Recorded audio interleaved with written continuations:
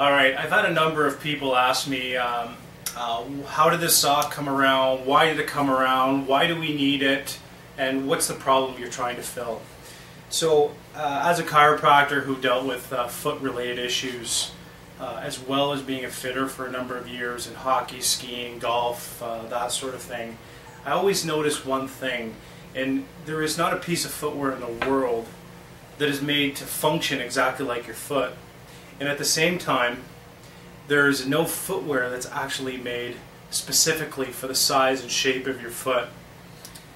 So I love to bring up my trusty Brannick device to sort of explain why this product came around and why almost everyone can benefit from it. So if we look at a Brannick device, your fitter, you've inevitably seen this in the store, your fitter comes up and says, so let's find out what size you are. So essentially what we're going to do is we're going to put our left foot right here, and we're going to measure the length of the foot, and then we're going to use this part to be able to measure the width of the forefoot.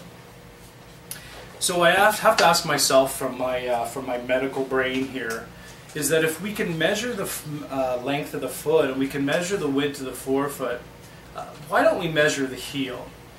So if we think about the heel from a functional perspective, there's 26 bones in the foot with 45 plus joints. All the mechanics happen in the heel. We may have heard of pronation or supination, or where the arch moves. The heel basically controls pronation and supination. It controls the foot moving forward. It also controls the alignment of the lower extremity. So we all know how important the foot is, not only to the function of the foot and the rest of the foot itself, but also the function of your ankles, your knees, your hips, and your low back. So if we have a challenge with measuring the heel, this is why this product actually has come out, is that there's no piece of footwear, as good as footwear is, that can either mimic the normal mechanics of your foot or actually can be made exactly for your size. And people say, well, you know, there's a lot of footwear on the wall, so why doesn't it fit?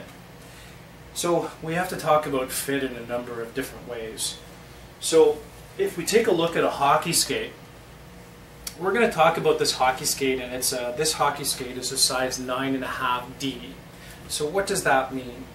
So a 9.5D means that we've measured the length of the skate, and we know that it corresponds to a length of basically a size 9.5. The E basically represents the width of the forefoot, and we talked about it before.